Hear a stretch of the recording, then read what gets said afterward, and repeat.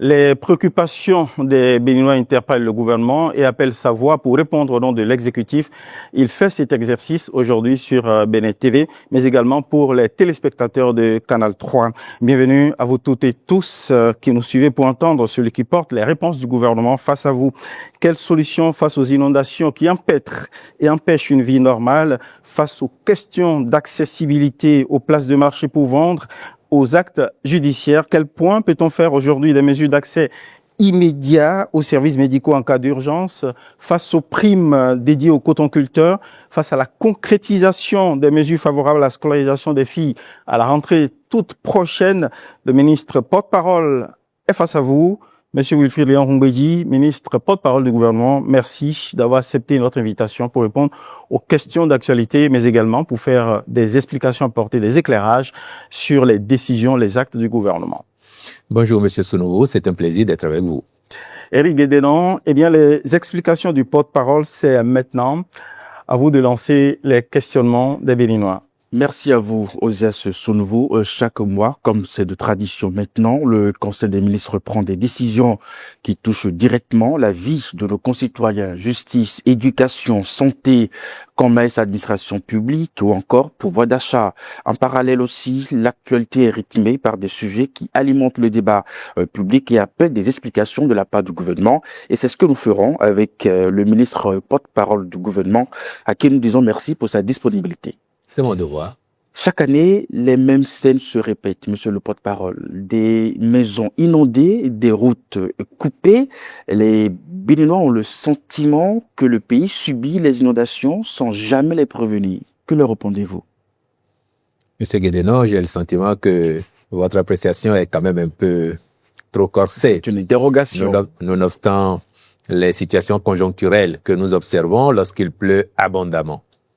Mais de prime abord, nous avons tous intérêt à ce qu'il pleuve et à ce qu'il pleuve bien. Mais surtout, à ce qu'il pleuve à temps et pas à contre-temps du fait des changements climatiques et de leurs conséquences néfastes sur l'environnement et sur le quotidien de nos populations. Parce que quand il pleut bien, au moment où il doit pleuvoir, c'est bon pour l'agriculture, c'est bon pour nos agriculteurs, c'est bon pour nous aussi qui sommes dans les villes parce que nous avons de toute façon besoin de manger. Et il faut rendre hommage à nos agriculteurs pour cela. Maintenant, les pluies deviennent un problème lorsqu'elles arrivent à contre-temps ou lorsque subitement elles arrivent en telle abondance que cela nuit à la qualité de vie des populations, même si c'est pour un moment. Par exemple, avec les fortes pluies que nous connaissons sur Cotonou et dans la sous-région de façon générale, on a pu voir effectivement comment le temps des pluies, la congestion des voies est faite, comment les eaux stagnent un moment. Mais fort heureusement, parce que on parle du Bénin, mais les réseaux sociaux, les médias nous donnent également à voir la sous-région. Et on devrait se poser la question aujourd'hui de savoir si le Bénin, depuis quelques années, ne s'était pas engagé dans les investissements massifs, conséquents qu'il a réalisés pour améliorer le cadre de vie des populations, où est-ce que nous en serions?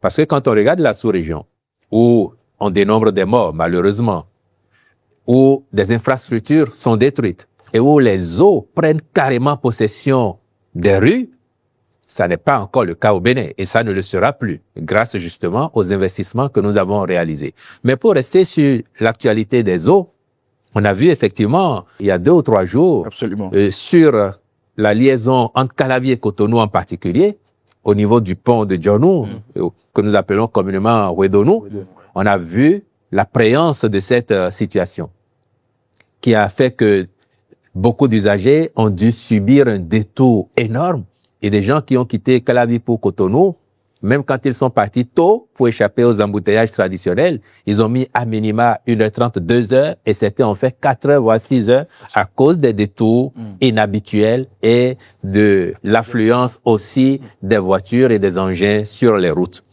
Mais là-dessus, je peux vous dire, nous avons été dans l'anticipation. Parce que vous devez vous souvenir, même si je pense que nos concitoyens qui nous suivent n'ont pas le souvenir de ce que je vais dire, vous au moins vous devez vous souvenir de ce que il y a 2 ans, déjà, le gouvernement avait annoncé les travaux de reprise de ce pont de Djonou. Il aurait dû être déjà reconstruit Totalement. Plus moderne, plus moderne, plus grand. Autant que le vieux pont de Cotonou, que nous appelons ancien pont. C'est ça. La décision avait été déjà prise de les réaliser sur budget national. Il se trouve que, entre-temps, nous avons vu les choses en plus grand, plus moderne et futuriste, et nous sommes entrés dans un programme avec la Banque mondiale, un programme dit de mobilité urbaine, et dans ce cadre-là, la reprise du pont de Djonou, comme celui de Cotonou, le vieux pont, s'agissant de lui, a été intégré dans ce programme de mobilité urbaine. C'est ça qui a fait que la réalisation de ces deux ponts a été différée. Les accords ont déjà été signés, rassurez-vous, avec la Banque mondiale, mais il fallait reprendre les études, structurer autrement les projets, parce qu'à terme, nous voulons également favoriser le transport fluvial. De Porto Novo jusqu'à Calavi, en passant par Cotonou, mettre en exploitation nos plans d'eau. Et pour ça, il nous faut des ponts d'une certaine dimension. C'est pour cette raison que le pont de Djonou est encore dans cet état et a malheureusement produit les inconforts que nous avons observés du fait de ces pluies. Mais quand la situation est arrivée tout de suite, le gouvernement a apprécié et l'une des réflexions du chef de l'État était de demander au ministre du Cadre de Vie et des Transports de voir comment on accélère la réalisation de ce pont pour que dans les années à venir, nous ne vivions plus la situation qui a été enregistrée il y a quelques jours. Et dans l'immédiat, le ministre du Cadre de Vie a pris les dispositions pour qu'avec une pelle amphibie, il y ait une intervention d'appoint qui soit faite là afin de faire drainer davantage les eaux en améliorant la profondeur pour que cela ne stagne plus au point de déborder et de créer les ennuis que nous avons connus. Cela dit, les travaux de reprise de ce pont dans le cadre du programme de mobilité urbaine devraient durer 2-3 ans quand ça va commencer, mais c'est pour dire qu'à l'arrivée, nous aurons de meilleurs conforts de circulation et que les eaux ne resteraient plus là comme on a observé cette fois-ci. Et ça doit nous rassurer parce que quand nous voyons le programme qui a été fait dans Cotonou pour assainir, et pas que, habituellement... Vous voulez parler du PAPC, le programme d'assainissement Je veux parler du programme d'assainissement pluvial de Cotonou en particulier, associé à asphaltage dans son ensemble, mais particulièrement le PAPC, qui, quand bien même, il n'est pas encore totalement achevé, nous permet aujourd'hui de vivre plus sereinement, malgré les pluies qui tombent, et même lorsqu'elles tombent en abondance, parce que les eaux sont mieux drainées, les exutoires sont connus, et les eaux vont vers leur lit naturel d'écoulement, ce qui fait que, contrairement à ce que nous observons ailleurs, les eaux à Cotonou aujourd'hui n'en imposent plus particulièrement aux populations. Donc les perspectives sont plutôt très bonnes, et je crois que nous devons être rassurés de ce que, avec la détermination du gouvernement, les travaux prévus seront réalisés, et à partir de là, nous vivrons mieux et nous conjuguerons au passé certaines anomalies, certains inconforts que ces pluies nécessaires nous causent lorsqu'elles viennent trop en abondance et parfois à contretemps. Au nombre des mesures urgentes, est-ce qu'il ne serait pas aussi intéressant d'envoyer sur le terrain, dans les rues qui sont envahies par les eaux, voilà, des véhicules pour aspirer, des véhicules camions-citernes pour aspirer les eaux là où c'est un peu surabondant, et puis regarder sur la carte de circulation les voies de contournement et justement les améliorer dans l'urgence. Mais vous savez que par rapport à la liaison de Calavier-Cotonou déjà, toujours dans l'anticipation, nous avons fait pas moins de 2 ponts. Aujourd'hui, vous avez le pont de Concorde et vous avez celui de Carrefour dit Aglouza. Ça, c'était déjà des voies de contournement qui ont été réalisées dans la perspective des travaux qui devaient être réalisés à Djonou, mais également pour le confort de façon ordinaire de nos populations. Et maintenant, la suggestion que vous faites, les mairies savent le faire. C'est d'abord le travail des mairies de le faire. Pourquoi faudrait-il attirer l'attention et les interpeller? Je pense qu'elles savent très bien et il y en a qui le font. Par ailleurs, là où on sait que les mairies n'ont pas les moyens de le faire, l'État a mis en place une solution structurelle à travers le Fonds 4. Il y a un fonds qui est dédié à la prévention et à la gestion des catastrophes et autres risques. Et ce fonds a identifié une trentaine de nos communes qui sont susceptibles d'être inondées chaque fois que les pluies sont abondantes en raison de leur disposition naturelle, géographiquement parlant, où il y a les cours d'eau qui connaissent des creux à des moments donnés. Et grâce à ce fonds, il y a par exemple des équipements qui sont acquis, des barques pour intervenir en ces périodes-là, et comment également évacuer les eaux ou réduire leur portée afin que les populations vivent ordinairement, même s'il pleut abondamment. Mais on attend de les voir se déployer. Justement, sur le même sujet, quel est votre regard sur nos comportements qui ne sont pas toujours éco-citoyens vis-à-vis de l'environnement? Il n'est pas rare de voir encore nos concitoyens boucher les routes d'eau avec des ordures.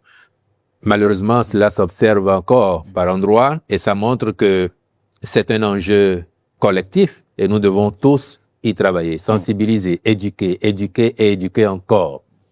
Il n'est pas rare, en effet, de voir aux abords de nos rues des populations sorties de chez elles ou bien des gens qui tiennent boutique venir et s'abaisser au niveau des regards. Pour le Béninois, quand même, vous parlez des ouvertures sur les caniveaux. Sur les caniveaux, ils déversaient toutes sortes d'ordures, pas seulement les eaux. Vous avez des restes, vous avez des déchets solides et tout. Toutes choses qui, effectivement, avec l'accumulation, finissent par boucher les caniveaux et empêcher les eaux de circuler normalement. Et c'est une des causes aussi. C'est pour ça que certaines mairies qui ont les moyens et aussi la SGDS, la CIRAT, font le travail régulier du curage des eaux. Mais là où les équipes ne sont pas encore intervenues ou là où l'accumulation a été de trop, effectivement, il y a les eaux qui prennent possession des lieux et qui créent les dégâts. Donc, c'est un défi qui nous est lancé à tous de sensibiliser nos concitoyens qui ne comprennent pas toujours la portée des gestes inciviques qu'ils posent afin de leur comprendre que ces gestes-là peuvent à terme créer des nuisances à tout le monde, y compris à eux-mêmes.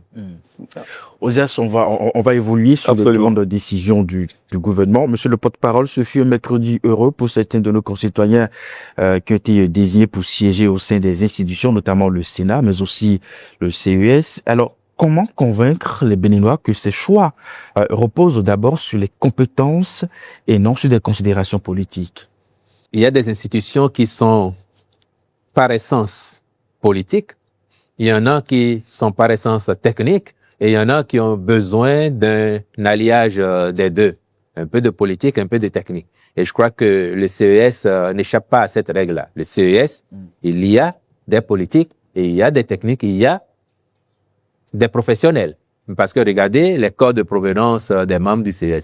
Certains viennent du secteur de l'artisanat, d'autres de l'agriculture, d'autres sont des élus consulaires, ils viennent de la Chambre de commerce et d'industrie du Bénin, d'autres sont désignés par les partis politiques, d'autres encore par le chef de l'État. Mais dans tous les cas, même ceux qui sont des politiques ont un profil donné au plan académique. Ils ont une formation. Donc, il ne faut pas, à mon avis, se préoccuper de savoir est-ce qu'ils répondent à des critères techniques ou exclusivement politiques. Ce qui doit nous importer maintenant, vous entendez quand même cette critique qu'on essaye de faire tout pour caser des copains politiques au sein des institutions. De ce point de vue-là, si quelqu'un a envie d'être casé, il sait ce qu'il a à faire. Regardez le gouvernement. Le président Wadaye a formé un gouvernement, le président Talon avant lui, et vous avez vu d'éminentes personnalités qui n'ont jamais mis un pouce ou un orteil en politique. Parce que ce sont des techniciens qui ont été appelés comme tels. Regardez plein de nos structures publiques, du périmètre de l'exécutif, dédiées à la prise en charge de certaines questions qui doivent participer à l'amélioration globale des conditions de vie des populations.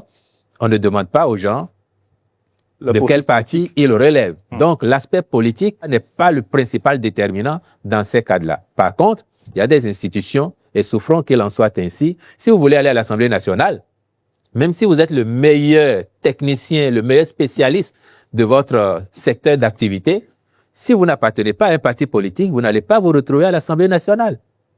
C'est ainsi. Hélas, sauf si demain nous disons que même à l'Assemblée nationale, il faut faire un quota pour des techniciens et à partir de ce moment-là, vous irez voir quels sont les corps de métier qu'il faut aller intégrer et quels sont ceux qui ne devraient pas être intégrés. On n'en sortirait pas. Le Sénat, par essence, lui, il est davantage encore plus politique, mais alliant également de la technicité parce que vous avez des anciens présidents de la République, des anciens présidents de l'Assemblée nationale, des anciens présidents de la Cour constitutionnelle, des gens qui ont été au commandement des forces de défense et de sécurité. Et si tout cet ensemble ne fait pas les 25 prévus, la différence est apportée par le président de la République et le président de l'Assemblée nationale. Donc, ceux qui ont été nommés pour aller au Sénat, si les membres de droit atteignaient le nombre de 25, les 14 personnes qui ont été désignées mercredi ne l'auraient pas été. Voyez-vous? Donc, oui, pour que nous ayons des institutions pertinentes, efficaces, et cela me permet de revenir sur le CES. D'accord. Parlons-en.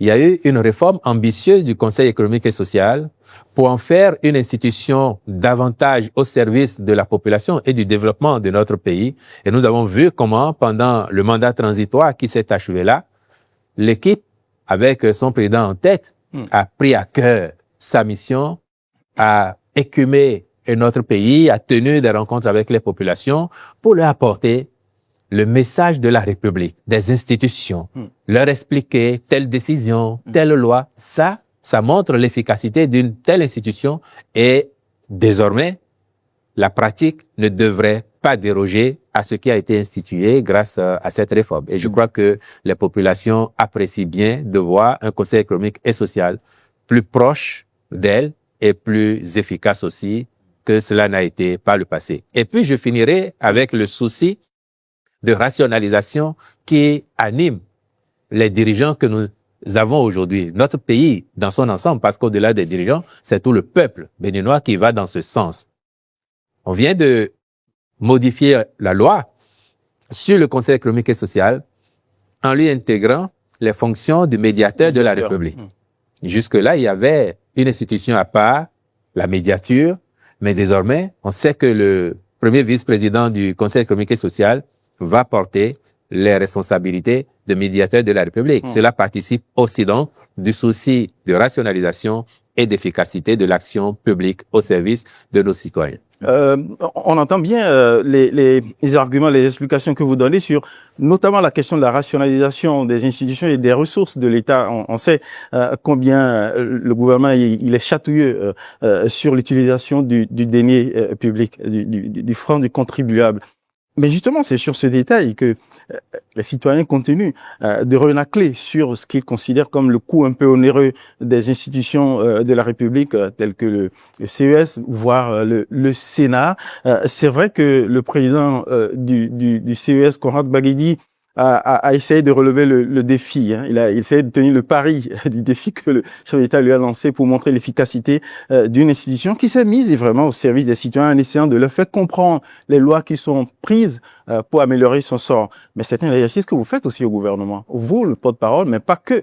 Il arrive bien souvent des séquences de la vie publique où le gouvernement, des membres de l'Assemblée nationale, des élus descendent sur le terrain pour faire ce qu'on appelait reddition de comptes.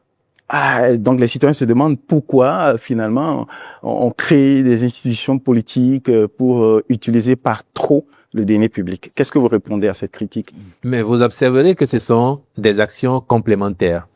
Le porte-parole du gouvernement, les ministres conseillers, quand ils ont l'occasion d'aller également sur le terrain à la rencontre de nos concitoyens, effectivement, font cet exercice. Mais nous sommes quand même quelques 13 millions de Béninois à minima. Le Conseil économique et social a l'avantage par ailleurs d'être délocalisé dans nos départements.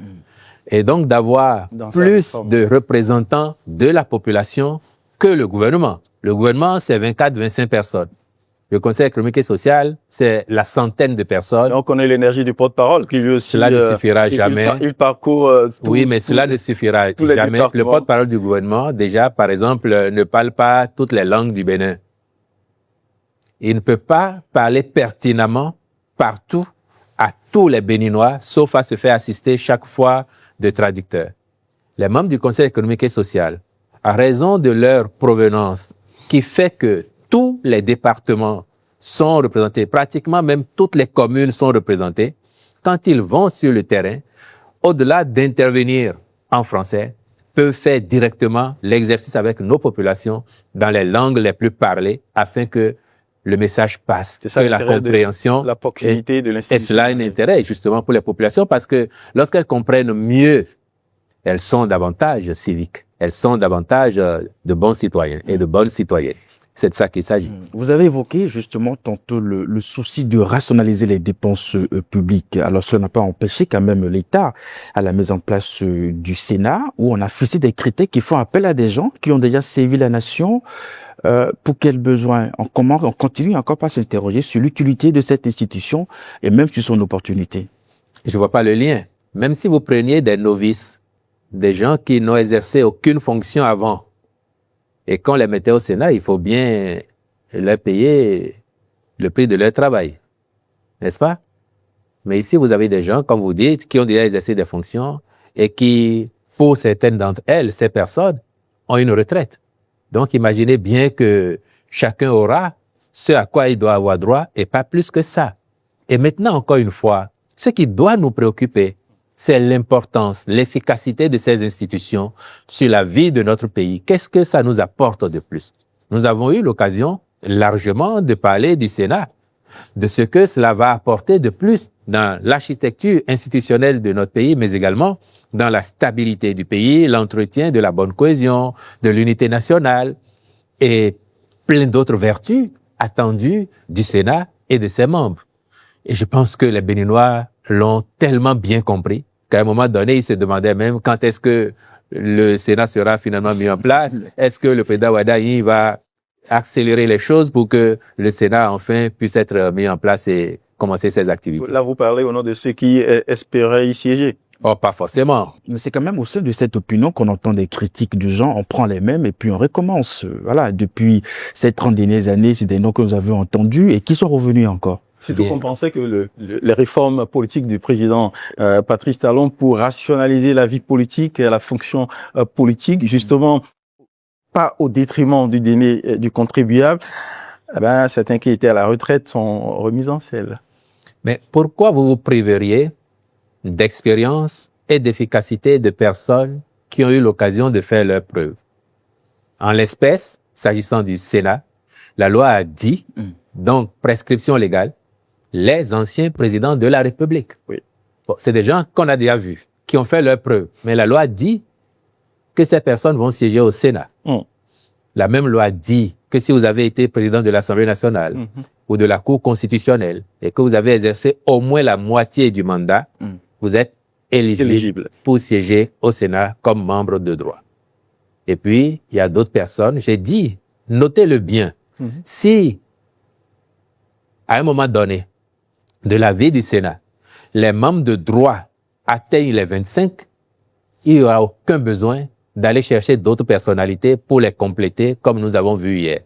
Mais comme il s'agit du Sénat, de cette instance de sages, comme on a eu l'occasion de l'expliquer, nous savons tous que l'expérience accumulée par ces personnes, qui en ont tellement vu, contribue à leur sagesse. Vous et moi aurions été appelés au Sénat que justement l'opinion s'interrogerait pour dire, bon, si encore c'est un ou deux plus jeunes, mais qui ont un tel vécu, qui peuvent apporter quelque chose, ça passerait. Mais si 5, 10 au plus, qui n'ont pas grande expérience de la vie s'y retrouvaient, on s'interrogerait légitimement sur la pertinence, comme vous le dites là, la pertinence des choix, exactement. Alors, je comprends bien la logique de votre argumentaire. Alors, ce n'est pas pour jeter de discrédit sur les choix qui ont été faits.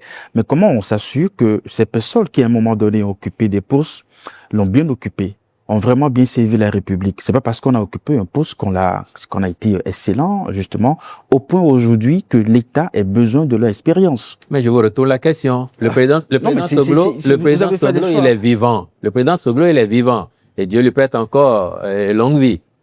Est-ce que ça a été un bon président pour le Bénin? Oui, ça, à ces exceptions près. Le président Boniaï, le président Patrice Talon, nos anciens présidents de la République, est-ce qu'ils ont rendu des services à notre pays? Vous avez capté la relance vicieuse d'Éric? Oui, qu'est-ce qu'il dit? Non, vous avez le président Soglo, oui. Et puis après le président Boniaï. Oui, oui. Après, c'est toujours relatif. Vous connaissez mon opinion sur la gouvernance du président Boniaï, mais c'est pas ça qui entre en ligne de compte aujourd'hui. La qualité en ce qui le concerne, c'est d'avoir été président de la République. Tous, en tant que Béninois, nous lui avons confié la gestion de notre pays. Qu'il ait bien fait ou pas, il a accumulé une telle somme d'expérience que son regard, son propos, ça va être utile au sein du Sénat. Le président Patrice Talon, il a beau avoir le bilan époustouflant qui est le sien, il y a des Béninois qui considèrent que son magistère n'a pas été positif, n'est-ce pas? Donc c'est relatif.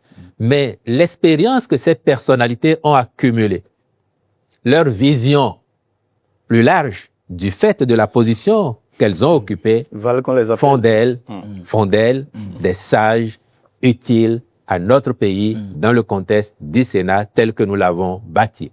Quand vous allez ailleurs où l'expérience du Sénat existe, vous avez bien des pays où les anciens présidents de la République sont appelés d'office à siéger au Conseil constitutionnel, par exemple. Bien sûr. Il y en a qui considèrent, lorsqu'ils ont quitté le pouvoir dans un âge relativement encore frais, ils considèrent que le Conseil constitutionnel, c'est un garage politique et qu'eux, ils veulent faire de la politique, ils ne vont pas y siéger, en espérant un jour revenir aux affaires. Et puis le temps passant, ne revenant pas aux affaires, ils se résolvent finalement à aller siéger. Au Conseil constitutionnel ou au Sénat ailleurs, comme ça existe. Mais il n'y a pas que ces questions qui font jaser les citoyens. Il y a des décisions que le gouvernement prend aussi pour soulager justement la poche des citoyens par rapport aux services publics. Notamment la dernière décision prise par le gouvernement dans son dernier Conseil des ministres à date, c'est lié au coût harmonisé d'accès aux actes judiciaires. Concrètement, les citoyens veulent savoir. Je prends un exemple. Si un acte judiciaire coûtait 1000 francs par le procédé digital, aujourd'hui, il coûterait combien? Est-ce qu'on va du simple à la moitié? Non, il coûterait pareil. Il se fait que depuis 2012, par exemple, il avait déjà été décidé d'harmoniser les prix de ces actes-là et autres services rendus ou délivrés par le ministère de la Justice. Parce que dans la pratique, vous pouvez voir que selon que l'on se trouve à Cotonou, à Parakou, à Porto Novo, à Kandy, les coûts peuvent varier pour les mêmes actes délivrés par le même État. Malgré la décision d'harmonisation qui a donné lieu à des actes concrets, il y a encore des disparités qui s'observent par endroits.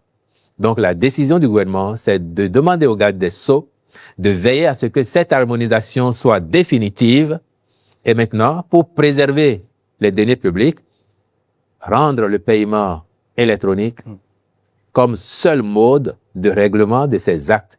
Il se trouve que dans certaines de nos juridictions, dans certaines de nos administrations, il y a des agents de l'État qui se font intermédiaires entre les populations et la caisse. Et pour un acte qui coûte 1000 francs, le citoyen peut être amené à débourser 1500 francs, 2000 francs, contre promesse de l'aider peut-être à vite avoir son acte alors qu'on lui fait de faux frais. Donc, par cette décision-là, nous voulons éviter les faux frais à nos concitoyens pour que l'acte qui coûte 1000 francs ne lui revienne pas à plus que 1000 francs auxquels s'ajouteraient éventuellement les frais d'envoi et pas plus que ça. C'est la vertu de cette décision-là. Donc, concrètement, cette décision vise à permettre à mettre tous les citoyens, créer de l'équité, quelle que soit leur position sur le territoire, et ils payent le même prix pour le même acte. Donc c'est bien ça. Mais sur cette décision, le paiement électronique est présenté comme un outil de transparence. Alors faut-il comprendre qu'il existait encore des pratiques douteuses qui échappaient au contrôle de l'État? Je ne vous le fais pas dire. D'ailleurs, cela a été mentionné dans le compte-rendu du Conseil. Vous savez très bien que sur la terre des humains, il y en aura toujours pour essayer de resquiller ou de contourner. Il y en aura toujours. Mais l'administration a le devoir aussi de trouver les solutions pour sécuriser les données publiques et faciliter la vie aux usagers. C'est ce que nous avons essayé de faire à travers cette décision. Les deux gains, c'est faciliter la vie à nos concitoyens dans leur démarche vis-à-vis de l'administration judiciaire et en même temps sécuriser les données publiques. Pour pouvoir aller jusqu'au bout de l'accès des citoyens aux services publics digitaux, est-ce que le gouvernement a pensé, par exemple, à aider les développeurs d'applications dans nos langues nationales, justement, à recourir à leurs services pour permettre à nos citoyens analphabètes de pouvoir facilement, justement, avoir accès aux services digitaux publics?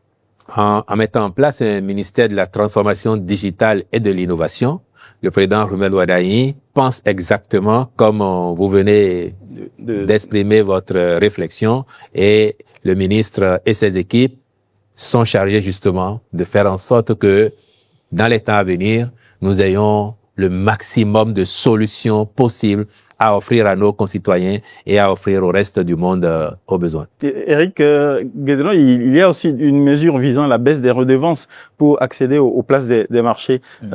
Concrètement, qu'est-ce que ça va donner?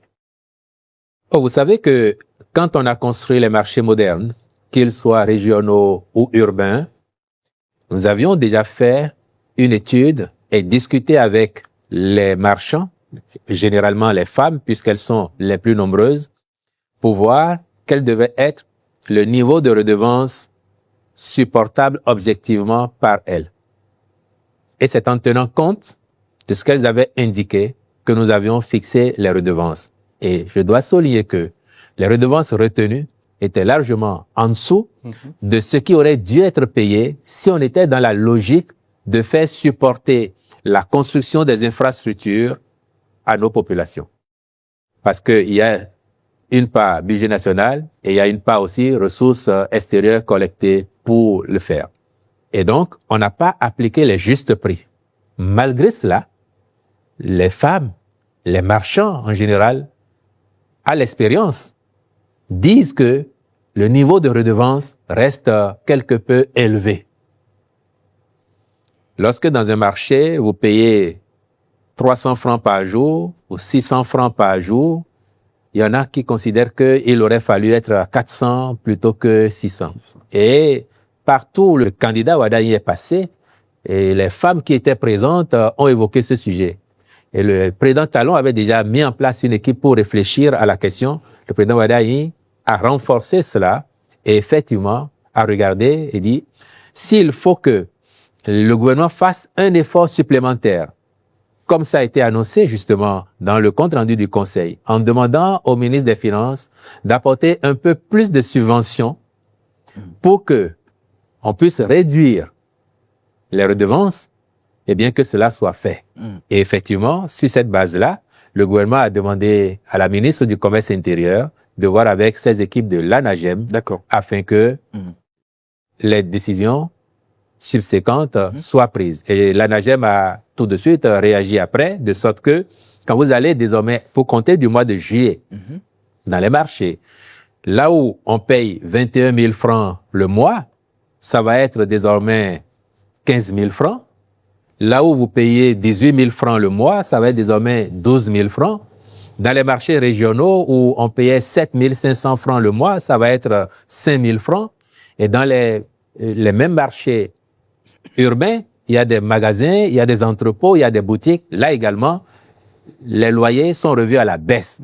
Il y a par exemple des entrepôts qui coûtaient 2 125 000 francs le mois, qui vont coûter désormais 1,5 million.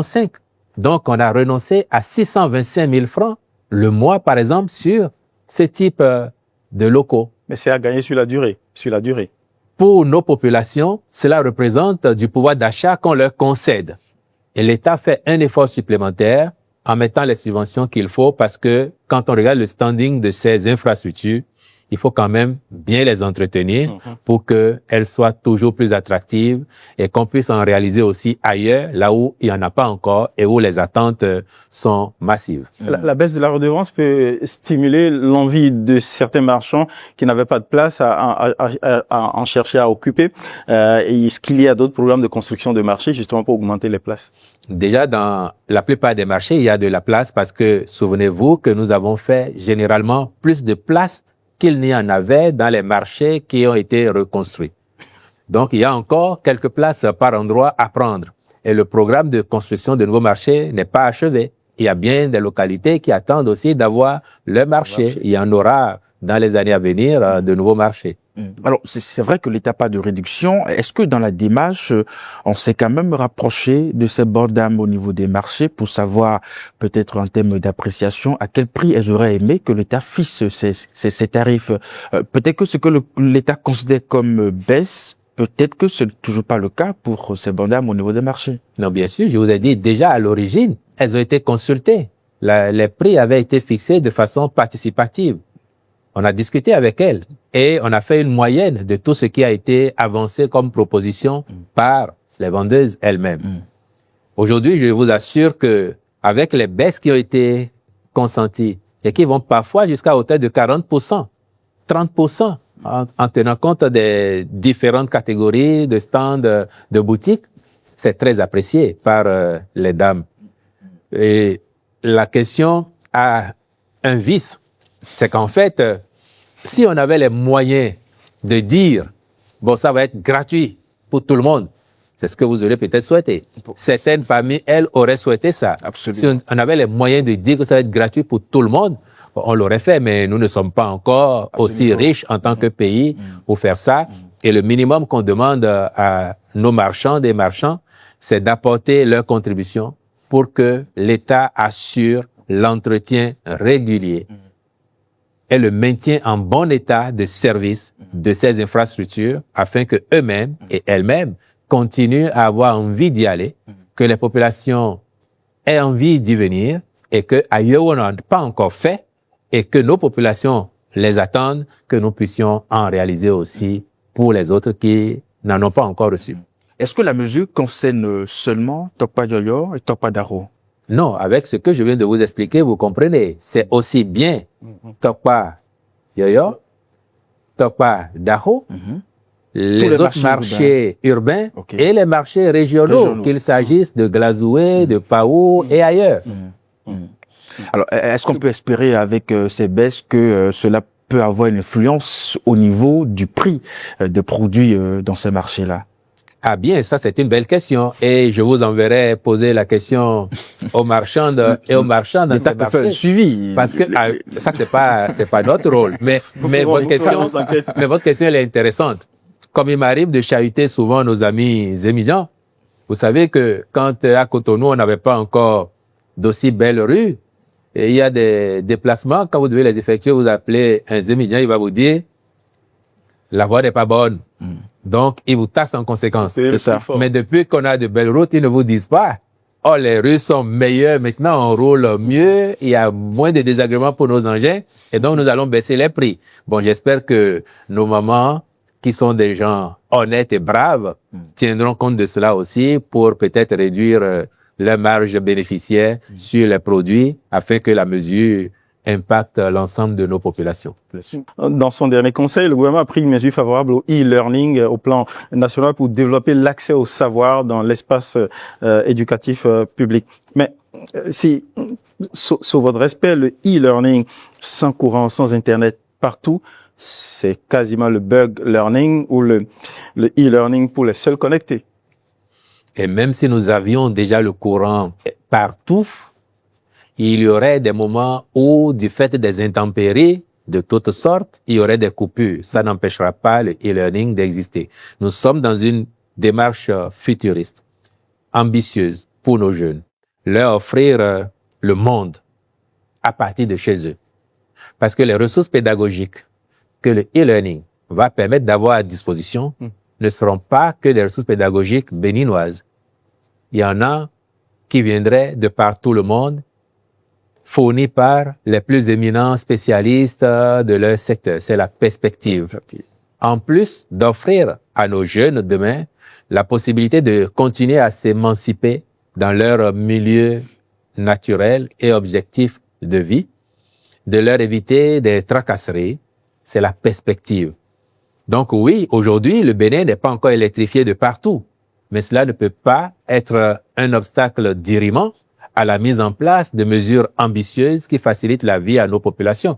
Les mesures subséquentes sont prises avec. Par exemple, là où ces amphithéâtres vont être ajustés, il y a à côté du courant conventionnel, il va y avoir du courant alternatif avec du solaire, par exemple, ou avec des groupes pour que, en cas de discontinuité dans la fourniture de l'énergie électrique conventionnelle, les activités ne s'arrêtent pas.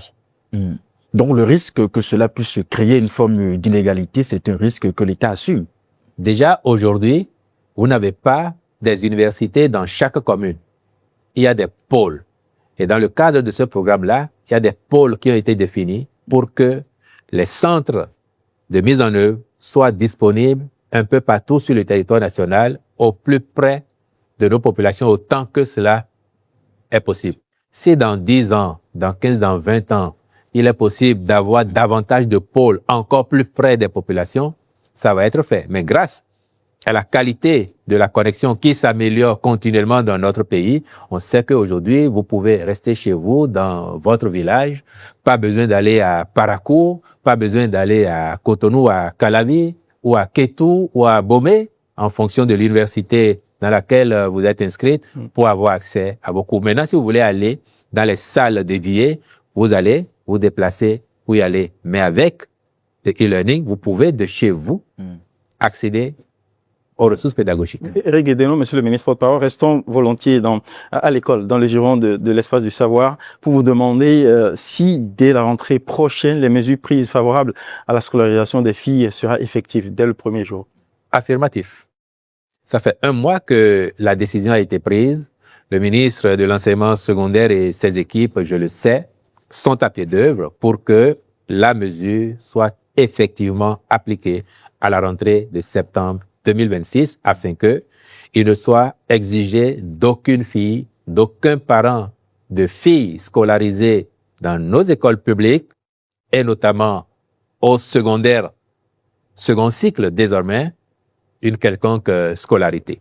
S'il y a des frais, ça doit pouvoir être les autres frais annexes qui sont habituels, mais pas de frais de scolarité exigés pour admettre les filles à l'école. Alors, nous connaissons généralement de tradition les effets des mesures de gratuité dans la vie de nos concitoyens. Est-ce que l'État s'engage à accompagner les établissements, par exemple, qui peut-être vont connaître des effets effectifs peut-être doubles que ce qu'ils ont l'habitude d'avoir? L'État jouera pleinement sa partition, aux côtés par ailleurs des communes qui ont également une responsabilité. Et depuis que la mesure est prise, je sais qu'il y a des communes également qui ont commencé à regarder en prospective qu'est-ce qu'il va falloir faire ici, tout à fait, ici ou là. Nous assumerons notre part de responsabilité et je ne doute pas que les communautés territoriales feront également leur part du job. Alors, il y a un mois aussi en arrière, l'État a décidé de la mise en place de mécanismes de prise en charge au niveau de nos formations sanitaires. 1 mois après, quel est le bilan que l'État fait? Ah, belle question. Et je peux vous dire que, au regard du point disponible 1 mois après, la décision est d'une pertinence avérée. Le ministre de la Santé et ses équipes ont effectivement présenté au gouvernement un point d'étape qui montre le comportement de nos centres de santé, de nos hôpitaux, mais aussi de nos concitoyens qui ont été en situation de bénéficier de la mesure pendant la période. Vous noterez que sur une période de 3 à 4 semaines, nos hôpitaux publics, de façon générale, ont enregistré un peu plus de 12 000 cas d'urgence. Évidemment, que nos concitoyens amènent en pensant que ce sont des urgences vitales. Et parmi elles, un peu plus de 4 000 ont été catégorisées et prises en charge comme étant des urgences vitales. Bon, ça fait à peu près le tiers. Cela demande aussi d'aller regarder encore de plus près pour la qualification, l'appréciation de l'urgence afin d'assurer la prise en charge optimale comme le gouvernement le demande. Et puis nous avons constaté aussi, en ce qui concerne le remboursement, puisque la mesure vise à s'occuper d'abord de sauver les vies et ensuite se préoccuper de récupérer les frais y afférents. Nous avons observé, d'après le point qui a été fait par le ministre de la Santé, que un peu plus de 70% de taux de recouvrement était quand même observé, effectif. Donc, un tiers, encore 30%, qui reste à recouvrer. Et donc, ça montre aussi que, tout en appréciant cette décision, nos concitoyens, dans leur grande majorité, comprennent aussi qu'il faut bien, quand on a fini de recevoir les soins, quand les spécialistes ont fini de nous sauver la vie, il faut mettre la main à la poche et payer ce que nous devons payer pour permettre à nos hôpitaux de tourner et de continuer à prendre en charge d'autres Béninois qui pourraient venir et peut-être même encore les mêmes qui ont été pris en charge qui pourraient revenir parce que la maladie ne prévient pas, dit-on. Donc, globalement, nos hôpitaux ont eu un comportement assez sérieux, assez efficace vis-à-vis des patients qui sont arrivés en demande de soins d'urgence et en retour, les patients eux-mêmes, dans leur grande majorité, ont eu l'attitude de bons citoyens qui est attendue d'eux. Alors, je vois avec quel soulagement vous saluez le comportement de nos concitoyens. Et Oui, ça dit qu'au départ, vous aviez des doutes, l'État avait des doutes, c'est ça? S'il vous plaît, c'est essentiel L'État avait parce des que doutes vous sur la évoquez la façon gratuité tout à l'heure. Même quand on a parlé des espaces marchands, vous évoquez la gratuité. Et on pouvait avoir des doutes parce qu'au départ, quand la mesure a été annoncée, il y a bien certains de nos concitoyens qui se sont rendus dans des centres de santé, par exemple, pour être concret. Et quelqu'un est allé avec sa femme en travail. Et après, il dit au médecin qu'il ne va rien payer parce que de toute façon, le gouvernement a dit que c'est gratuit, je ne paye rien. Et il a fait un peu d'histoire. Donc, on pouvait craindre que les uns et les autres, amalgamant, se disent, bon, tout est gratuit.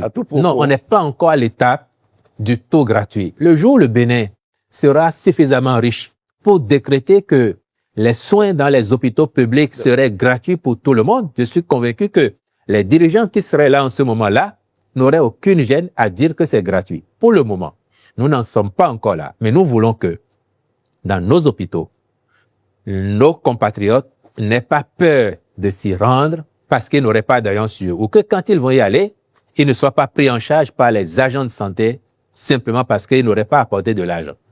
Le président Wade et son gouvernement disent, vous soignez d'abord, vous sauvez les vies d'abord et ensuite vous vous préoccupez de récupérer l'argent. Et le comportement que nous avons noté est plutôt encourageant. C'est pour ça que il faut le souligner et rendre aussi hommage à nos concitoyens pour ce comportement vertueux en espérant que les autres qui n'ont pas pu payer, ceux qui n'ont pas pu payer parce qu'ils sont de mauvaise foi, viendront payer. Ceux qui n'ont pas pu payer parce qu'ils n'en ont pas vraiment les moyens. J'ai eu l'occasion d'expliquer par ailleurs que ceux-là, le mécanisme ARCHE, avec la prise en charge des pauvres extrêmes et la prise en charge à moitié des pauvres non extrêmes, ce mécanisme pourra être mis en branle pour suppléer nos compatriotes qui, manifestement et objectivement, ne peuvent pas payer les frais. Mais ceux qui peuvent, même si dans l'immédiat ils ne peuvent pas, dès qu'ils arrivent à meilleure fortune, il faut qu'ils aillent payer pour permettre à nos hôpitaux de continuer à tourner. En même temps, on espère qu'au bout de cette mesure, pour ceux qui,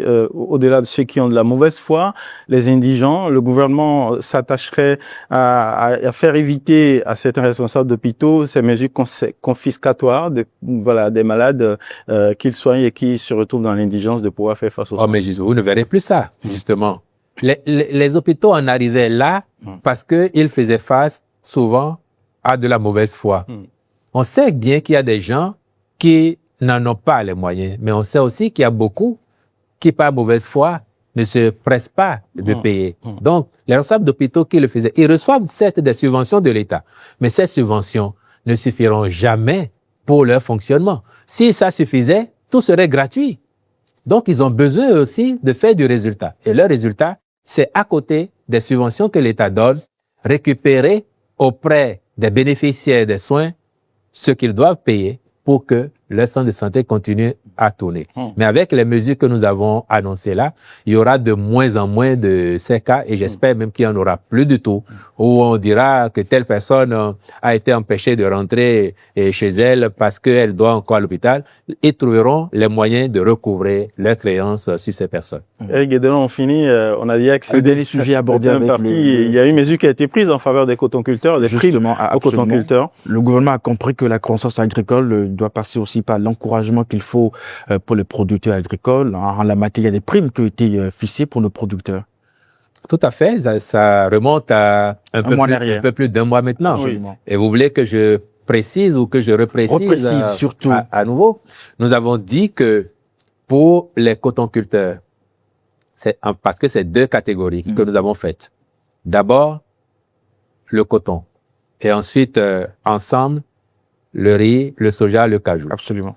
Pour les cotonculteurs, nous avons dit que pour une production nationale d'au moins 700 000 tonnes, en dehors du prix d'achat du coton homologué qui aura déjà été payé, les cotonculteurs gagneront 10 francs par kilogramme produit.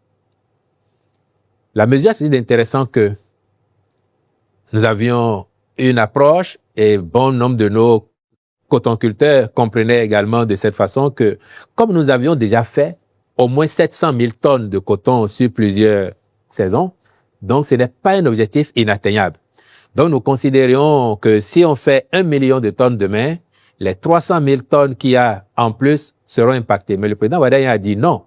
C'est toute la production qui bénéficie de la mesure.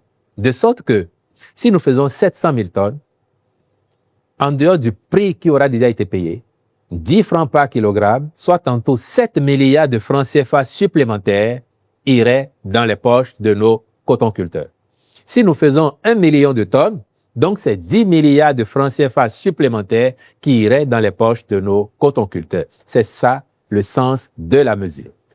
Et par rapport au cajou, au riz et au soja, là nous avons visé les quantités livrées aux usines en tenant compte de leur capacité de transformation installée au moment où la décision a été prise. Ce qui veut dire que pour la campagne agricole 2026-2027, s'agissant du cajou, si les usines ont reçu 200 000 tonnes de cajou, la prime exceptionnelle s'applique au profit de ceux qui ont livré le cajou. Si elles ont reçu, s'agissant du soja, les 450 000 tonnes. Produit, vous voulez dire, produit le cajou. Non, là, ce n'est pas la production qui est visée. Ah, d'accord. C'est les quantités livrées aux usines. Parce que nous sommes déjà, c'est ça la différence avec le coton. S'agissant du cajou, oui. On est peut-être aujourd'hui autour de 350 000 tonnes. Mais les usines ont en capacité de transformation installée pour 200 000 tonnes. Donc, si sur les 300 et quelques mille ou 400 et quelques mille tonnes de cajou que nous produisons collectivement, les 200 000 tonnes ont été livrées aux usines, il y a la prime qui s'applique pour les 200 000 tonnes. Le soja, nous sommes déjà aujourd'hui dans les 600 000 tonnes. Mais les capacités de transformation des usines installées, c'est 450 000 tonnes. Donc, si sur l'ensemble de la production, les usines ont reçu les 450 000 tonnes, la prime s'applique pour les 450 000 tonnes. Et pour le riz, c'est 350 000 tonnes. Or, nous avons déjà une production nationale de riz qui dépasse les 500-600 000 tonnes. Donc là aussi, lorsque les usines ont reçu 350 000 tonnes de riz pour tenir compte de la campagne visée, la prime s'applique également. Eh bien, merci pour vos explications sur la décision prise par le gouvernement pour améliorer le sort commun, mais également sur des questions d'actualité telles que celle de l'inondation qui nous prend et qui empoisonne un peu notre quotidien. 2, 3, 4 heures parfois de marche sur les routes avant d'atteindre les services. Merci d'être passé pour apporter ces éclairages. Éric Guédelon. Merci à vous. C'était toujours un plaisir. Merci. C'est moi qui vous remercie. Merci beaucoup. Et rassurez-vous, par rapport aux inondations, cette situation sera bien derrière nous. Déjà, c'est tellement conjoncturel aujourd'hui, mais dans les années à venir, ce sera derrière nous, sinon vraiment résiduel. Ainsi a parlé le ministre porte-parole du gouvernement face aux téléspectateurs de Bénin TV et de Canal 3. Merci d'être passé. Eh bien, on vous regarde faire et on vous relancera au cas où les promesses ne seraient pas tenues. À votre disposition, avec le même plaisir. À bientôt. Merci.